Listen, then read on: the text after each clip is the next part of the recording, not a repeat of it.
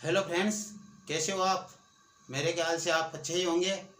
स्वस्थ रहो, मस्त रहो, तैयारी साथ में जारी रखो। मैं सुरेंद्र कुमार काला यूनिक स्टडी पॉइंट में आप सभी का स्वागत करता हूं और आप हमारे चैनल के साथ बने हुए हैं, उसके लिए आप सभी को बहुत बहुत धन्यवाद।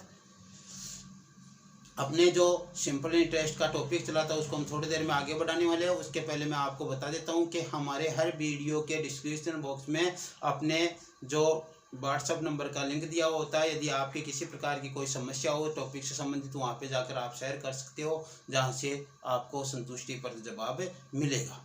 तो आप वहाँ पे अपनी समस्या का समाधान पा सकते हो। हम हमारी तरफ से पूरी कोशिश कर रहे हैं कि आपको अच्छा से अच्छा दे पाए और एकदम बेसिकली तरीके से दे पाए।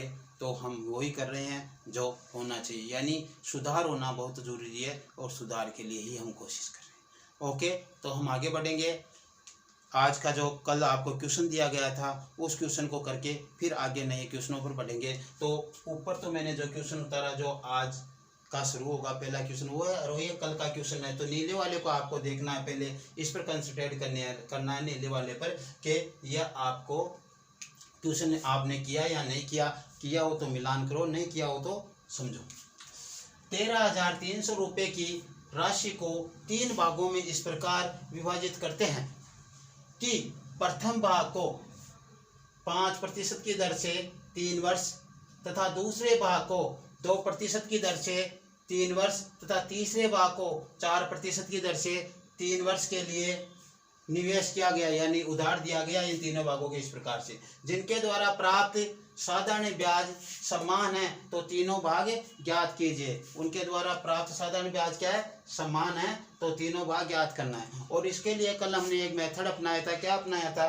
क्या देखो, आप सीधे डायरेक्ट कर सकते हो, लेकिन मैं समझाता हूँ आपको। देखो, माना कुल भाग था उसका क्या? P, और उसको कितने भागों में बांटा उसने? P1 + P2 + P3, यानी इन तीनों का टोटल है इसके बराबर है P के। यानी पहला भाग था उसका P1, दूसरा भाग था उसका P2 और तीसरा भाग है P3। इस प्रकार से ये भाग थे।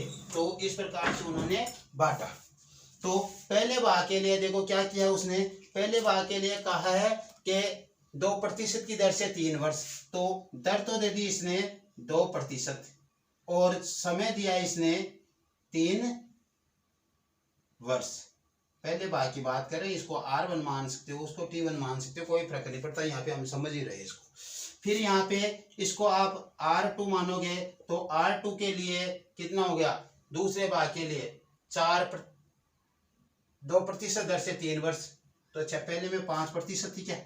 पहले में 5 वर्ष, दूसरे में 2% दर से समय T2 है 3 वर्ष। और तीसरे भाग के लिए R3 है और T3 है। क्या है हम देखते हैं। तीसरे भाग के लिए है 2% दर से 3 वर्ष, 2% दर और 3 वर्ष। ये हमारे पास है। तीसरे भाग के लिए 4% दर से 3 वर्ष। ठीक है, ये हमने उतार लिया। ठीक है, यहां तक आइए। हमने ये उतारने के बाद में अब हम आगे बढ़ते हैं। आगे हमने क्या किया था कि हमें इनका क्या निकालना है? अनुपात रो में निकालेंगे, अपने आप आ जाएगा फिर। तो P1 अनुपात P2 अनुपात P3 हमने क्या था? 1/R1 into T1। तो ये लो 5 × 3, 5 × 3 R1 और T1 ये है। अनुपात 1/R2 इंटू T2, तो 2 × 3 कितना हो गया? 2 × 3 अनुपात क्या आगे? R3 इंटू T3, यानी 4 × 3 कितना हो गया? 4 × 3। आपसे यहाँ से यदि सभी में कोई संख्या कॉमन है तो उसको काट सकते हो, कोई दिक्कत नहीं, आपकी इच्छा पर है। तो सभी में कॉमन यदि आपको दिखाई दे रहा है 3, यहाँ पे भी दे रहा है, यहाँ पे भी दे रहा है, यहाँ पे भी दे रहा है, या आप बाद में करोगे तो भी ये कटने हैं, तो आप यहाँ पे काट दो इसको। तो मान हमारे पास क्या आया? 1/5 अनुपात 1/2 अनुपात 1/4। अब ये कटते नहीं है, लेकिन अनुपात इस रूप में होते नहीं है। अनुपातों में सीधे रूप में चाहिए, भिन्न के रूप में नहीं चाहिए। तो अब हम क्या करें? इसका एलसीएम ले और एलसीएम से पूरे से गुणा कर दें। एलसीएम इनका आएगा 20, 4 और 5 का 20 आएगा और 20 में 2 का भाग भी चला जाएगा। तो इसी से करते हैं 1/5 गुणा 20 अनुपात 1/2 गुणा 20 अनुपात 1/4 गुणा 20। ये एलसीएम से हमने गुणा कर दिया, नीचे की संख्या हट जाएगी और हमारे पास अनुपात आ जाएगा। अब देखो क्या है यहाँ पे, इसको इससे काटने पर 4 बार, 2 को 20 से काटने पर 10 बार, 4 को 20 से काटने पर 5 बार। यानी जो अनुपात आपको प्राप्त हुआ वो अनुपात है यहाँ पे आपके पास 4:10:5। ये आपके पास किसका मान प्राप्त हुआ, यह आपके पास P1 अनुपात P2 अनुपात P3 का मान प्राप्त हुआ। 3 भाग थे, तीनों भागों का क्या हुआ, अनुपात प्राप्त हो गया। तीनों भागों का अनुपात हमारे पास ये, यानी ये मानो आपको P1 को तो क्या मिला 4 रुपया, P2 को 5 रुपया और P1 को 4 रुपये, P2 को 10 रुपये और P3 को 5 रुपये मिले। हमारे को इस प्रकार से मिला, ये समझो आप। ठीक है, तो हम करें क्या, यहाँ पे क्या दिया गया, कुल संख्या दी गई है जो तीनों की थी, तो कुल संख्या इन अनुपातों का योग कर ले। हम अनुपातों का योग करें तो अनुपातों का योग क्या हो जाएगा, देखो देखे क्या है, अनुपातों का योग। और योग क्या है आप सीधे कर लेना, देखो 4 + 10 + 15 कितने हो गए 19। योग क्या हो गया 19 हो गया। योग क्या हुआ 19। यानी हम कह रहे हैं इन तीनों की कुल राशि कितनी है 19 रुपए है, ये मान के चलो। और ये कह रहा है नहीं भैया 19 नहीं है, 13,300 रुपये है तीनों की कुल राशि। हम 19 और ये कह रहा है 13,300, यानी हमारे 19 के बराबर इसके 13,300 है। तो हम यहाँ पे यही करते हैं, ये लो 19 बराबर 13,300 हो गए। ठीक है, अब क्या करें, एक का मान निकाले, तो एक का मान निकालने पर क्या हो गया 19,300 में भाग दिया 19 का, 19 दूना 8 3 19 30 52, 19 7 133 आते क्या 19 7 133 कितने आ गए, एक का मान आ गया 700। एक का मान कितना आया 700 रुपये आ गया। एक का मान 700 आ गया। हमें निकालना है किनका है, तीनों का निकालना है। यदि आपको ऐसा कहा जाए दूसरे भाग का निकाले तो P2 को इससे गुणा कर देना, यानी 10 को इससे गुणा करने पर 7,000। आपको कहे तीसरे भाग ज्ञात कीजिए तो 5 को 7 से गुणा करने पर 3500। और ऐसे गए पहला भाग तो 4 को 7 से गुणा करने पर 2800। हम तीनों का ज्ञात कर रहे हैं, तो तीनों का ज्ञात करने के लिए देखो क्या किया, पहले तो हम करेंगे P1 का मान। P1 का राशि क्या है यहाँ पे 4, फिर P2 का ज्ञात करेंगे। P2 की राशि क्या है यहाँ पे 10, फिर P3 का ज्ञात करेंगे तो P3 की राशि क्या है 5। इनको हमने उतार लिया। अब करना क्या है, जो एक का मान आया है उससे गुणा कर दो सभी को। तो ये लो एक का मान 700 था, एक का मान 700 था और एक का मान 700 था, इससे सभी को गुणा कर दिया।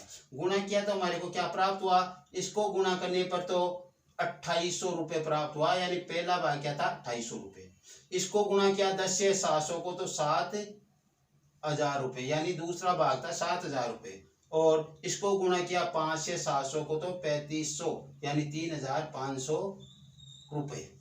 ये तीनों के भाग प्राप्त हो गए। और ऐसे हमें प्राप्त करने थे, हमें ऐसे ही प्राप्त करने थे। तो ये हमारे पास जो मान प्राप्त हो गए, ये आपका कल के क्वेश्चन का जवाब था। पहला भाग 2800, दूसरा 7,000, तीसरा 3500 रुपये। यही क्वेश्चन था। आपने किया नहीं किया वो मालूम नहीं, आपने व्हाट्सएप पर जाकर भी वहाँ पे नहीं डाला कि इसके उत्तर ये है। चलो कोई बात नहीं, वो आपकी इच्छा है। चलो हम आगे बढ़ते हैं। कल का क्वेश्चन तो हुआ, अब आगे जो ऊपर को आपको ब्लैक कलर में दिया गया वो क्वेश्चन देखो क्या है। वो क्वेश्चन हमारे को करना है, और वो क्वेश्चन करने के पहले आपको बहुत कुछ समझना भी है। देखो क्या कह रहा है, पिता अपने दो बच्चों के लिए 16,25,000 रुपये छोड़कर चला जाता है। कि दो बच्चों के लिए क्या क्या हो 16,25,000 रुपये छोड़कर चला जाता है, चला गया हो। तब उन बच्चों की को बच्चों की उम्र क्रमश है, उन बच्चों की है, यहाँ बच्चों की उम्र क्या है, बच्चों की उम्र क्रमश है 12 वर्ष और 14 वर्ष, यानी वो खत्म हुआ तब बच्चे की एक की उम्र तो थी 12 वर्ष छोटे वाले की, और बड़े वाले की क्या थी 14 वर्ष।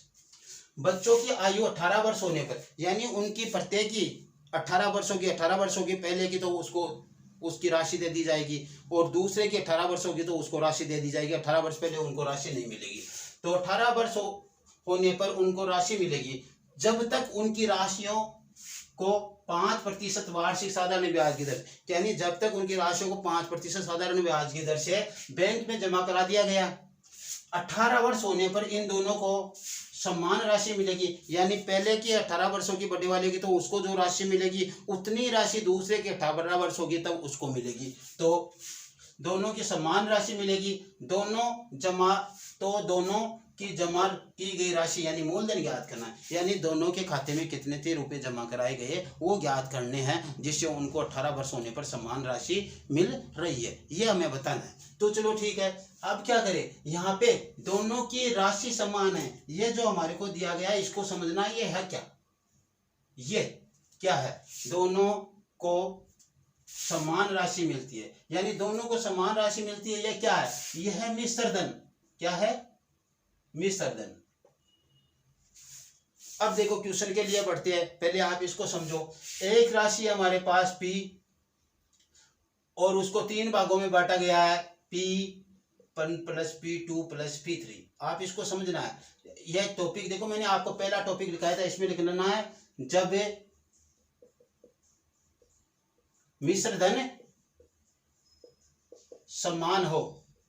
जब मिश्र धन समान हो तो हम कैसे करते हैं क्वेश्चन को, इसकी हेडिंग है, और क्या लिया, P लिया, देखना इसको P को, ये P है, P के 3 टुकड़े किए, P1 + P2 + P3, यानी इन तीनों का टोटल इस P के बराबर है। यहाँ पे हम नीचे ले आते हैं एक बार समझने के लिए कि P1 आ गया भाग, P2 आ गया और P3 भाग आ गया। क्या आ गया, P3 भाग आ गया। सब दिखाई दे रहे हैं ना आपको, हाँ। तो यहाँ पे देखो इसका R1 हो जाएगा, इसका R2 हो जाएगा, इसका R3 हो जाएगा, इसका T1 हो जाएगा, इसका T2 हो जाएगा और इसका T3 हो जाएगा। यानी आप इसको भी बड़े में लेना चाहो तो कोई बात नहीं, बड़े में लेना कोई फर्क नहीं पड़ता, यहाँ पे छोटा ले लो चाहे बड़े में ले लो अपने, ठीक है। ये हो गए, आप छोटे में रख लेंगे तब तक सही रहेगा, ये सिस्टम। अब देखो हमारे को मिश्र धन दिया गया है, तो मिश्र धन क्या होता है, ए, और ए का सूत्र क्या होता है, P + SI, यानी मूलधन प्लस साधारण ब्याज। तो पहले का तो मूलधन कितना है, P1, यहाँ पे P1 प्लस क्या है, R, हमें साधारण ब्याज का सूत्र लगाना है, P1 × R1 × T1। छोटे में रखोगे तो छोटे में रख देना, कोई फर्क नहीं पड़ता। तो ये हमारे पास पहले का मिश्र धन आ गया, और हम यहाँ पे लिख लेते हैं माना, यहाँ पे इसके नीचे लिख देते हैं माना समान मिश्र धन, यानी उन तीनों को मिलने वाली राशि, मिश्र दोनों को मिल रही है, हम 3 के लिए कर रहे हैं तो वो भी बात है, 2 के लिए कर रहे हैं तो वो भी बात। मिश्र धन ए है, समान मिश्र धन क्या है, ए है, तो इसके बराबर क्या रखिए, ए। दूसरा पॉइंट लेते हैं यहाँ पे P2 वाला, तो ये लो P2 वाला लेते हैं, P2 + P2 × R2 × T2/100, ठीक है, वो का वही क्वेश्चन हो गया। और इसके बराबर भी क्या है, ए है, क्योंकि मिश्र धन समान है।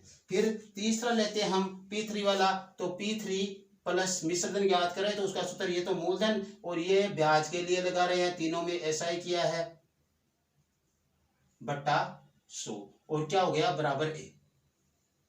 अब देखो क्या करना, हमें निकालना क्या होता है, हमें निकालना P ही होगा, P1 यहाँ से P2 यहाँ से P3, ये निकालना होगा, ठीक है।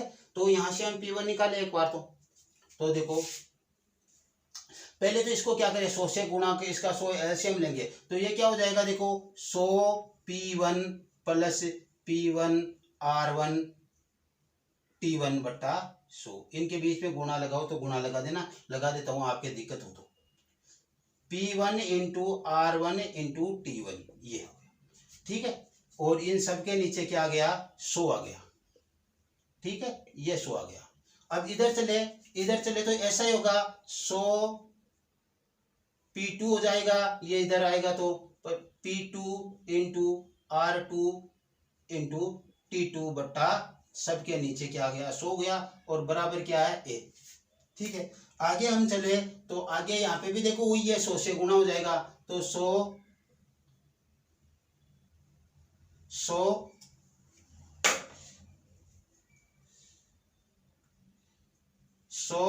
p3 plus p3 into r3 into t3 बट्टा 100 बराबर a। ये आपको करना है, एलसीएम लेना था इनका, क्या किया आपने, इनका एलसीएम ले लिया, ये आपको करना था एलसीएम ले लेना, ठीक है। अब देखो इनमें से p1 कॉमन ले लेता हूँ और इस 100 को इधर गुणा कर देता हूँ, क्या किया, इस 100 को इधर गुणा किया तो ये क्या हो गया है, 100a, क्या हो गया, 100a, और इधर क्या आ गया, देखो p1 कॉमन आएगा, तो p1 कॉमन आएगा तो क्या हो जाएगा, इधर देखो 100 प्लस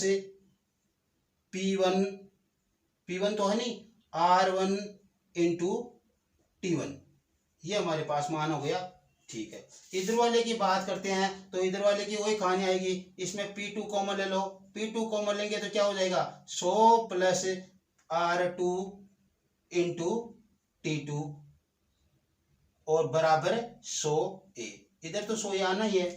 और इधर चलेंगे तो इधर क्या हो जाएगा, देखो p3 को तो कॉमन लेंगे इनमें, क्योंकि p3 यहाँ पे भी यहाँ पर भी है, तो 100 यहाँ से तो बच गया 100, और यहाँ से बच गया r3 into t3, r3 into t3 बच गया, और ये हो गया इधर 100a, दिखाई तो दे रहा नहीं यहाँ, इधर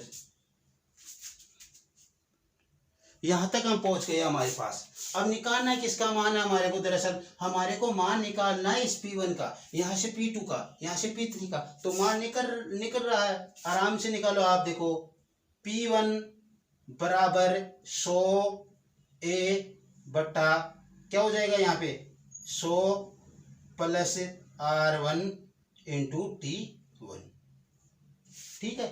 इधर लेंगे, यहाँ पे p2 का मान निकालेंगे तो p2 बराबर 100a बट्टा 100 प्लस r2 t2, और इधर निकालेंगे p3 का मान, तो p3 का मान हो जाएगा p3 इक्वल टू वही 100a बट्टा 100 प्लस r3 इंटू t3, यहाँ पे प्लस है, यहाँ पे गुणा, ये ध्यान रखना। ये हो गया हमारे पास, यहाँ तक आपको किसी को कोई दिक्कत नहीं है, मैं इसको सफाई करने वाले हूँ, आगे कोई दिक्कत हो तो बोल सकते हो, ठीक है। यहाँ तक हमने ऐसा किया, देखो इसका लास्ट जाकर डिसीजन क्या निकलना हमें तो वही देखना है, जब मिश्र धन समान हो तो हमें क्या देख करना है, हम क्या करेंगे, हमें तो अनुपात निकालते हैं ना, तो ये लो p1 अनुपात p2 अनुपात p3, ये अनुपात, और बराबर क्या हो जाएगा, p1 का मान ये है तो 100a बट्टा 100 प्लस r1 इंटू t1, अनुपात 100a इसमें है, 100a बट्टा 100 प्लस r2 इंटू t2, और यहाँ पे क्या है, 100a यहाँ पे है, 100a बट्टा 100 प्लस r3 इंटू t3, ये मान आ गया आपके पास, ठीक है।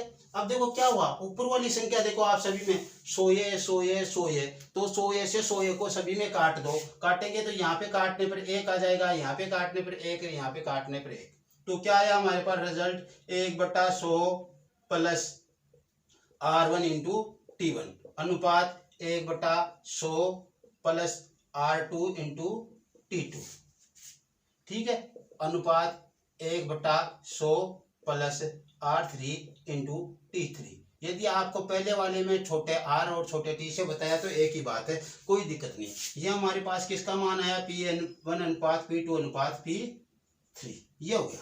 अब इसको छोड़ो, हमने ये किया, हमें काम में जो आने वाली बात है वो यहाँ पे आई।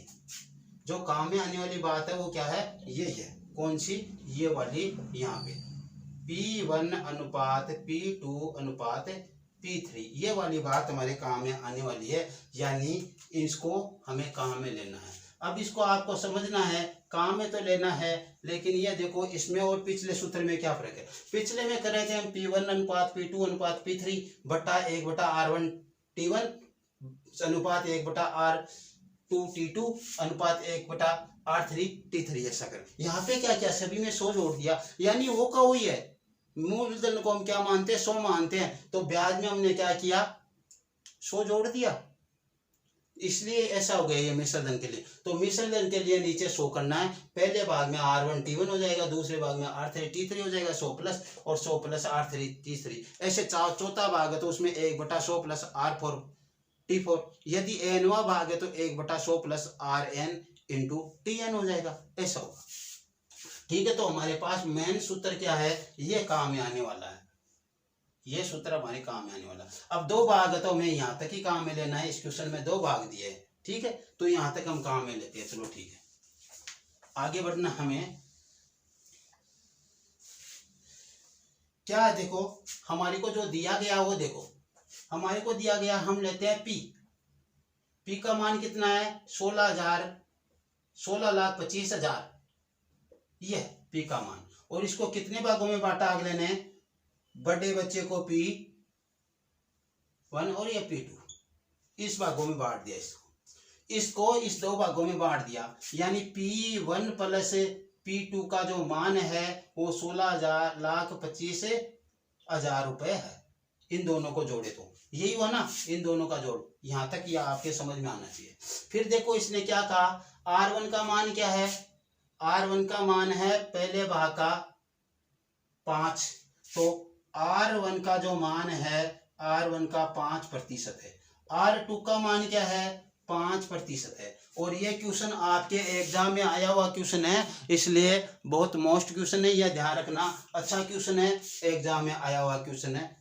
ये देखो, तो यह दे दिया हमारे को क्या ज्ञात करना है, T1 और T2 ज्ञात करना है।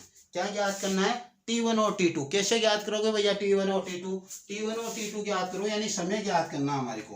तो समय ज्ञात करने के लिए हम क्या करें, ये देखना है। समय देखो, यहाँ पे तो 12 वर्ष, यहाँ पे 14 वर्ष, यानी जो छोटा वाला बच्चा था उसकी उम्र थी 12 वर्ष, तो 18 वर्ष होने में उससे कितने समय लगेंगे, 18 - 12 बराबर 6 वर्ष। क्या हो जाएंगे, 18 - 12 बराबर 6 वर्ष, तो इसका समय कितना गया, 6 वर्ष। यहाँ पे इसको कितने समय लगेंगे, 14 वर्ष वाले को, 18 - 14 बराबर 4 वर्ष, तो इसका 4 वर्ष हो गया। अब ऐसा क्वेश्चन था और हमारे को दिया गया मिश्र धन समान है, तो हमने किया था, क्या किया था, वो सूत्र हमें लगाना है। क्या सूत्र था, P1 2 भाग किए तो P1 अनुपात P2 करना है, और बराबर करके 1/100 प्लस R1 इंटू T1 करना है, ठीक है, अनुपात 1/100 प्लस R2 इंटू T2 करना है, ठीक है, यही करना है। 3 हो तो आगे तीसरे तक ले जाएंगे। तो अब देखो कैसे किया हमने किया, देखो इसको मैं एक बार रख लेता हूँ 1/100 प्लस, और इसको भी 1/100 प्लस, ऐसे रख लेता हूँ और आगे प्लस। क्या किया देखो, अब इसने कहा कि दर और समय को गुणा करो, दर 5 और समय 6, तो 5 × 6, ठीक है, और इधर दर 5 और समय 4, तो 5 × 4, ये हमने रख दिया यहाँ पे मान, ठीक है, समय और दर का R1 का मान रख दिया, T1 का रख दिया, यहाँ पे R2 का रख दिया, T2 का रख दिया। ये जो मान आया वो देखो क्या आ रहा है, वो मान आ रहा है 1/100 प्लस कितने हो गए, 30 हो गए ना, 30 अनुपात 1/100 प्लस कितने हो गए, 20। क्या हुआ मान, 1/130, और ये क्या हुआ, 1/120। एक शून्य से एक शून्य को आप काट दो तो 1/13 और 1/12, 12। ये अनुपात आ गया इसका, 1/13 और 1/12 अनुपात आ गया। हमें लाना है P1 अनुपात P2, P1 अनुपात P2, और इसके बराबर क्या हो जाएगा? देखो ये दोनों क्या है? सहअभाज्य संख्या है, यानी कोई ऐसी एक के अलावा ऐसी कोई संख्या नहीं है जो इन दोनों को पूर्णतः विभाजित कर सके, पूरी बार इन दोनों में उसका भाग जाए। ये इसका मतलब है सहअभाज्य संख्या। और सहअभाज्य संख्याओं का म से क्या आता है? उनका गुणनफल आता है, और उनका गुणनफल करेंगे तो उनका अनुपात क्या हो जाएगा? उनका विपरीत हो जाएगा। जहाँ पे 12 है उसके ऊपर तो 13 चले जाएंगे, और 13 है उसके ऊपर 12 चले जाएंगे, यानी ये 12 इधर आ जाएगा और ये 13 इधर चला जाएगा। तो क्या हो गया? 12:13। क्या आ गया? 12:13। उल्टा करना है, यहाँ पे नीचे 12 है तो यहाँ पे ऊपर 12 कर दो, यहाँ पे नीचे 13 है तो यहाँ ऊपर 13 कर दो। बस इसको घुमा कर ये इनका क्या आ गया? अनुपात आ गया। P1 अनुपात P2 का अनुपात हमारे पास क्या आया? 12:13।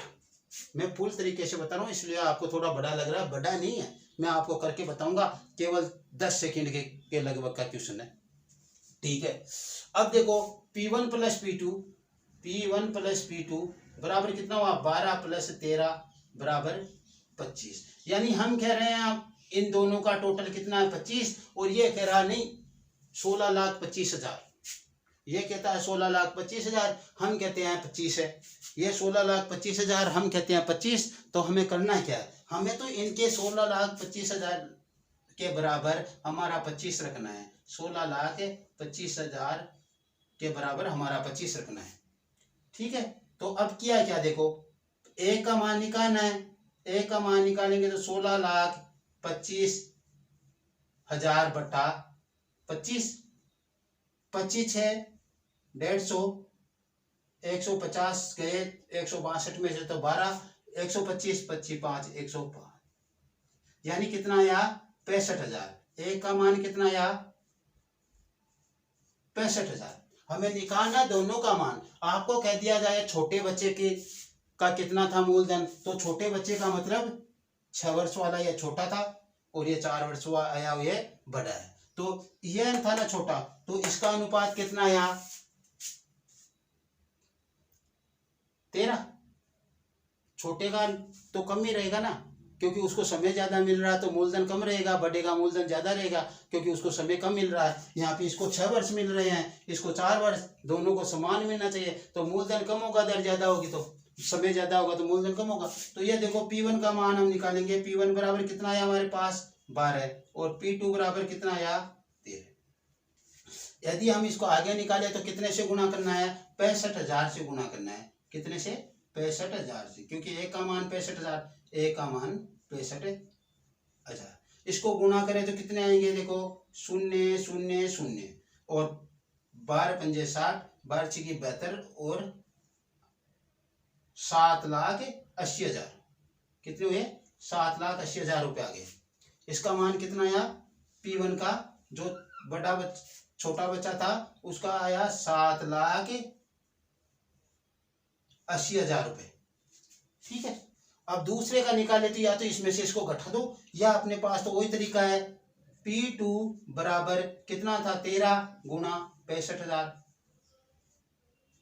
0 0 0 3 0 आ गए, 13 पंजे 65, 5 हासिल 6, 13 छिके 78, और 6 84, 8,45,000 रुपये। ये इनका दोनों का मान आ गया हमारे पास। अब इनको टोटल करोगे तो 16,25,000 रुपये हो जाएंगे, ठीक है। तो इस प्रकार से ये क्वेश्चन करना था। अब देखो शॉर्ट आप कैसे करें, शॉर्ट करना है क्वेश्चन को तो वो कैसे करें? आपको प्रश्न में देखना और कुछ नहीं करना, बस ये देख लो। हमें डायरेक्ट यहाँ पे क्या उतारना है? यहाँ पे उतारना है P1 अनुपात P2, और इसके बराबर करना है। हमें क्वेश्चन में देखना है। क्वेश्चन में भाई इसकी 12 है, 12 का मतलब 6 वर्ष हो गया। 6 वर्ष, दर कितनी? 5, तो 1/5 गुना 6 बराबर कितने हो गए? 30। 30 को 100 में जोड़ दो, 130। अनुपात 1/, इसका कितना आया? देखो 14 साल है, 18 वर्ष होने में 4, और 5 से गुणा करने पर 20, और उसको 100 में जोड़ने पर 120। सीधे क्वेश्चन आ गया आपके पास 1/13 अनुपात 1/12। इसको उल्टा कर दो, ये लो, बस आगे वो जोड़ कर लेना, क्वेश्चन आसान हो जाएगा, आपको दिमाग में करना है। अब देखो आगे वाला क्वेश्चन करते हैं हम। इसकी भाषा से नहीं कुछ हार्ड थी इसलिए आपको ऐसा लग रहा। देखो आगे एक क्वेश्चन ऐसा और करते हैं हम, वो कैसे करना है।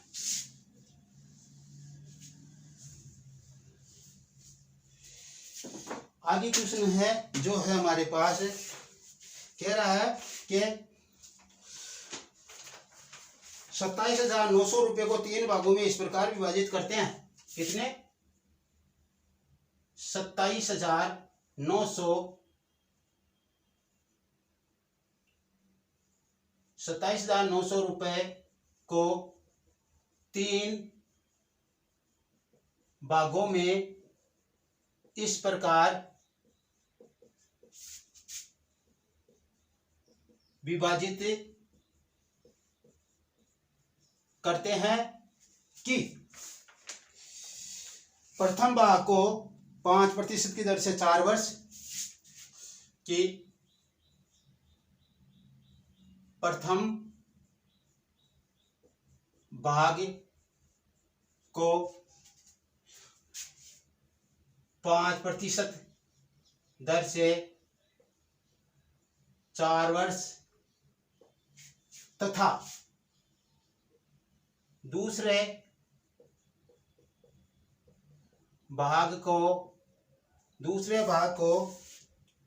8% दर से 5 वर्ष, 8% दर से 5 वर्ष तथा तीसरे भाग को 12.5% दर से 12.5% दर से 4 वर्ष के लिए, 4 वर्ष के लिए निवेश किया गया, निवेश किया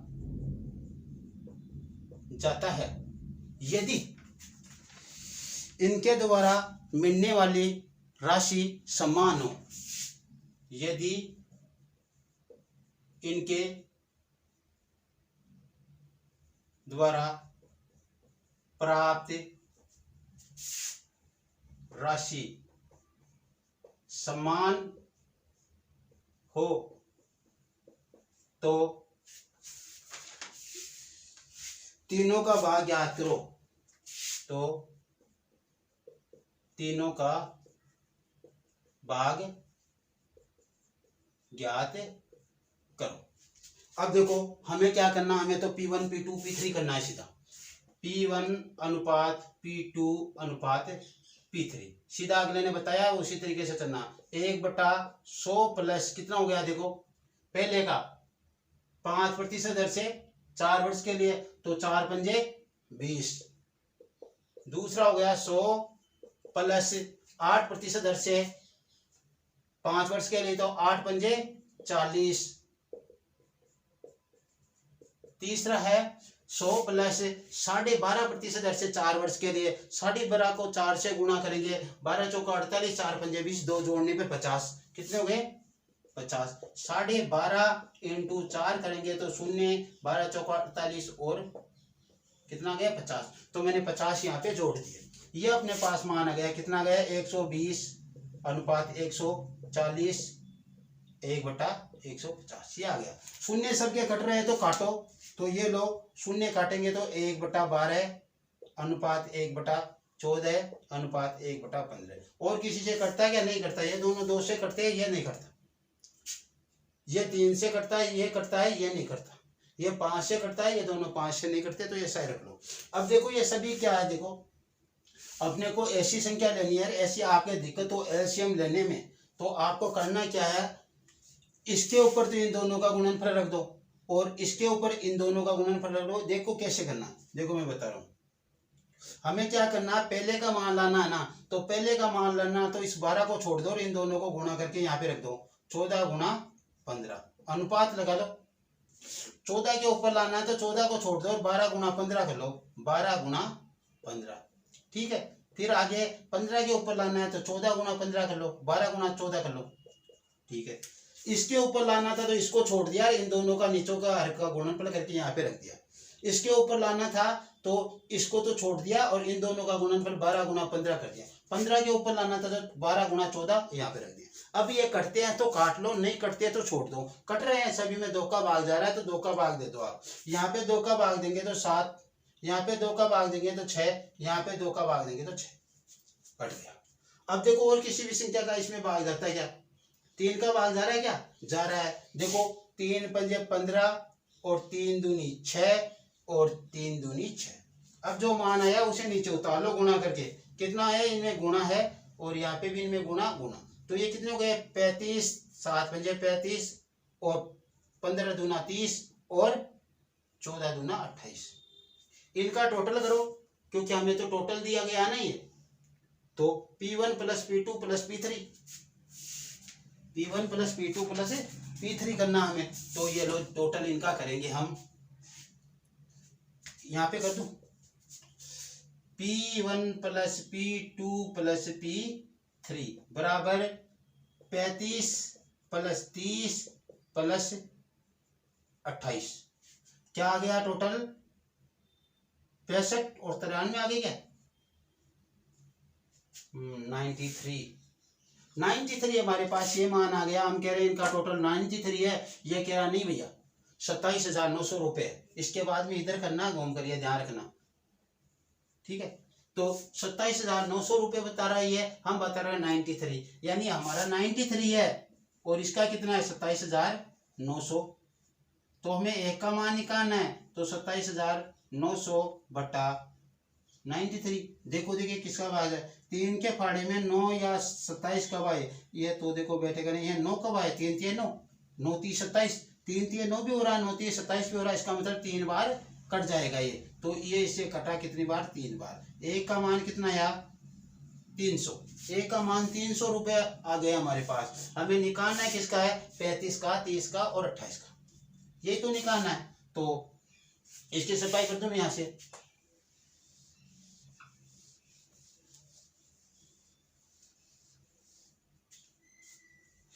P1 का मान था 35, P2 का मान था 30 और P3 का मान था 28। हमें ये मान लाने थे और उसको अब क्या करना है? एक की संख्या से गुणा करना है। यानी एक का मान हमारे पास क्या है? 300। 300 से गुणा कर दिया, इसको भी 300 से गुणा कर दिया और इसको भी 300 से गुणा कर दिया। जो मान आता है वो उतार दो आप नीचे। क्या आया? 35 है 105 और उसके आगे 00 यानी 10,500 रुपये। 3 3 9, उसके आगे 3 0, 9,000 रुपये। 28 3 84, 8,400। ये हमारे पास ये मान आ गए जो उसने दिया था। तो इस प्रकार से हमारे पास P1 P3 P2 का मान आ जाएगा। इस प्रकार से आपको करना है। जब मिश्र धन समान हो तो 100 में जोड़कर दर और समय को गुणा करके उसमें जोड़ना है 100 में बट्टा के रूप में। और यदि मूलधन वो साधारण ब्याज समान हो तो हमें सीधा 1 बटा दर और समय को गुणा करके रखना है। यही ध्यान रखना है। और बाकी ये क्वेश्चन आसान है, आपके इतनी हार्ड क्वेश्चन नहीं। अब आगे के क्वेश्चनों पर हम बढ़ते हैं।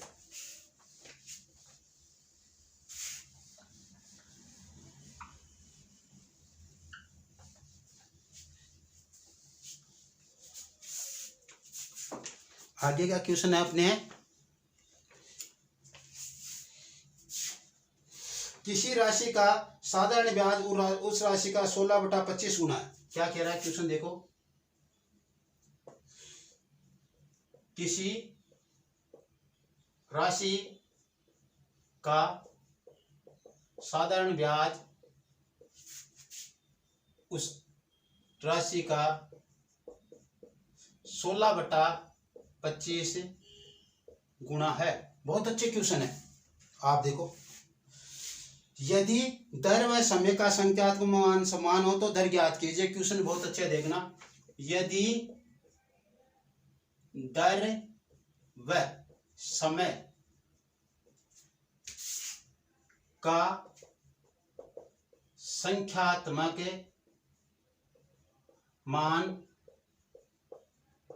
समान हो तो दर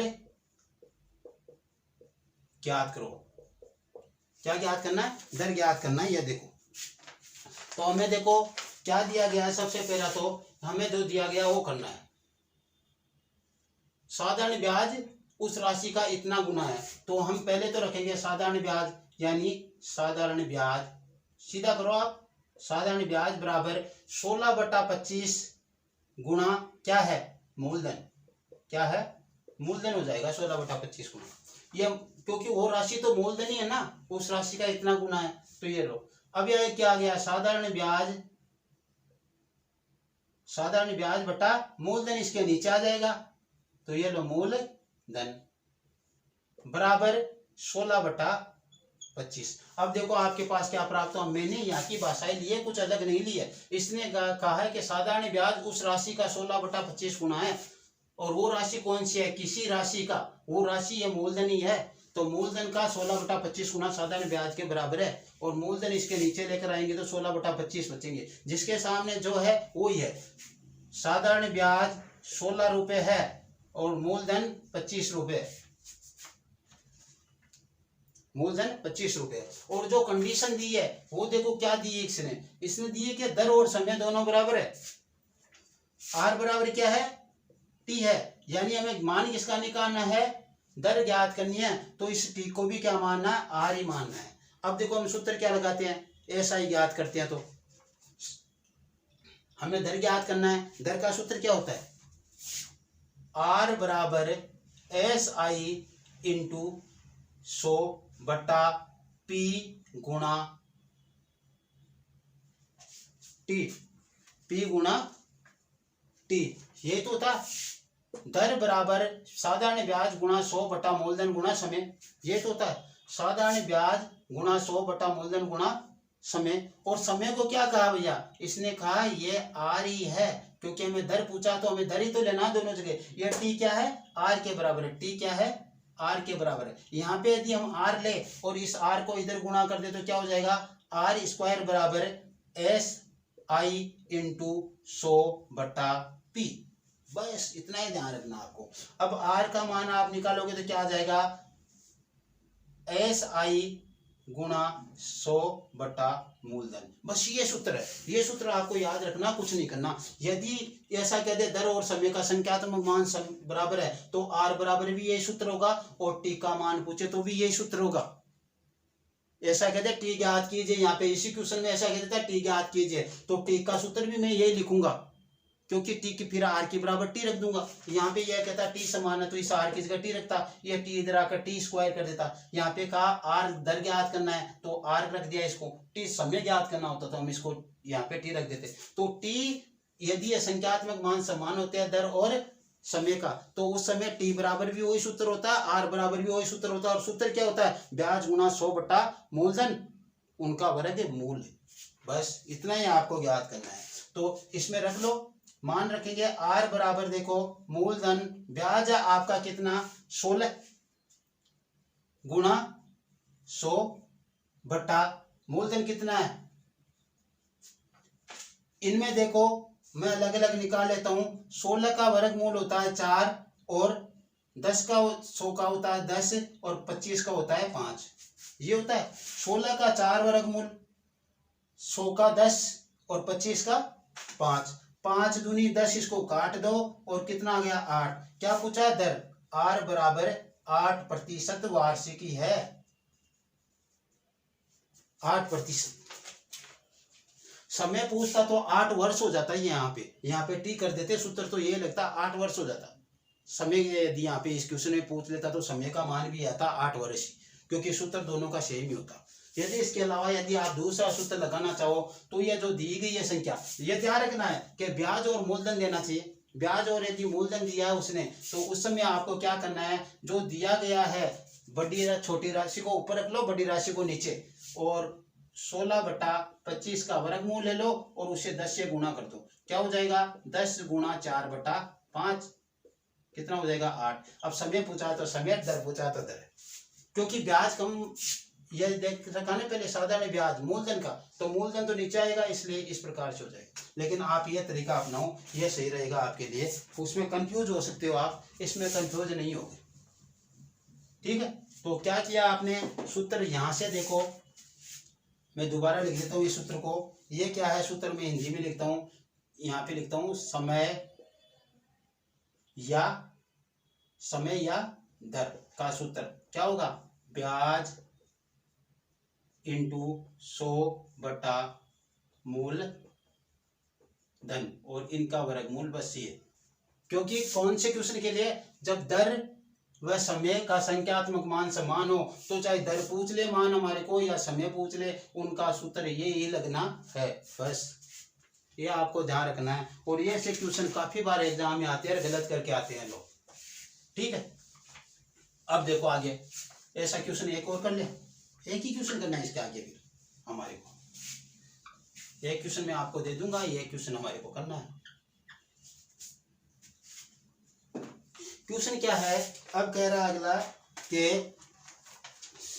अपन क्वेश्चन बनाते हैं कि किसी राशि का साधारण ब्याज उस राशि का कितना है, उस राशि का 9/16 गुना है। कितना है, 9/16 गुना है। यदि दर व समय का संख्यात्मक मान समान है, तो मैं यहाँ पे कर देता हूं समय ज्ञात कीजिए। क्या,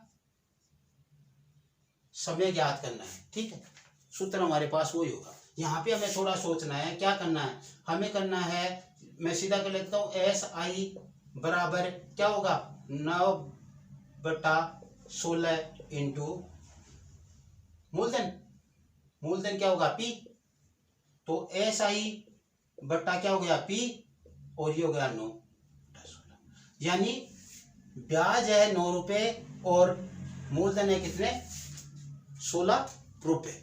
अब हमारे पास किसका मान पूछा है, समय का, तो T बराबर क्या किया हमने, SI यानी ब्याज गुणा 100 बटा P मूलधन और इनका वर्गमूल कर लो। ब्याज कितना आया, 9 गुणा 100 बटा मूलधन कितना है 16 और इनका वर्गमूल क्या आ गया, 9 का वर्गमूल कितना आया भैया, 9 का 3 होता है वर्गमूल, और 100 का 10 बटा 16 का 4, कटता है तो काट लो और नहीं कटता तो छोड़ दो। कटता है 5 बार और यहाँ पे 2 बार, कितना आ गया 15/2, काटेंगे तो कितने आ जाएंगे 7 सही 1/2% या फिर 7.5% वार्षिक। ये आ गया आपका सूत्र।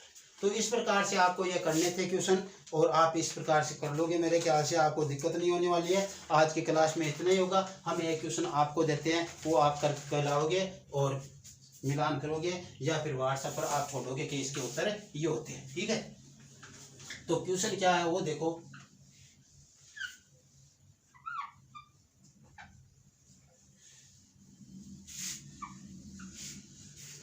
क्वेश्चन जो है वो लिख रहा हूं मैं यहाँ पे, एक राशि का मिश्रधन मूलधन का, एक राशि का, अब की बार मिश्रधन आ गया है, क्वेश्चन वैसा ही है लेकिन थोड़ा सा दिमाग लगाना है। मिश्रधन उस राशि का 29/25 गुना है, 29/25 गुना है। यदि दर व समय का संख्यात्मक मान, यदि दर व समय का संख्यात्मक मान समान हो तो क्या ज्ञात करना है हमें, इसमें समय ज्ञात कर लो चाहे दर ज्ञात कर लो, दोनों का एक आना आंसर मैं यहाँ पे लिख देता हूं। तो दर ज्ञात करो, दर प्रतिशत या दर ज्ञात करो, ये की बात है। ठीक है, ऐसे आपको ये क्वेश्चन करना है। आज के अपनी क्लास में इतना ही, बाकी हम आगे कल की क्लास में करेंगे। कल आपके एक क्वेश्चन बचा है इसमें, वो क्वेश्चन करना है और अपना ये टॉपिक पूरा हो जाएगा। वो क्वेश्चन है आपके किस्तों वाला एक क्वेश्चन बचा है इसमें, वो करेंगे। बाकी एक दो कोई परीक्षा में आए हुए क्वेश्चन वो देखेंगे और वो कराएंगे। कल की क्लास उसमें होगी। फिर बाद में आगे हम परसों नया टॉपिक शुरू करेंगे, आपका साधारण ब्याज का टॉपिक। यह मानो आपका पूरा हो चुका है साधारण ब्याज। क्यों? 1% बचा है किस्तों वाला, जो हम कल करेंगे। ठीक है, वीडियो को आगे से आगे बढ़ाते रहना। आपको कोई समस्या हो टॉपिक से संबंधित तो आप वीडियो के डिस्क्रिप्शन बॉक्स में जाकर वहाँ पे आप क्लिक करोगे, आपको जो दिया गया लिंक उस पर हमारे व्हाट्सएप से जुड़ जाओगे और वहाँ पे आप अपनी समस्या छोड़ सकते हो, जिससे आपकी समस्या का समाधान मिलेगा। ओके बाय टाटा, आज के लिए इतना ही। Thank you.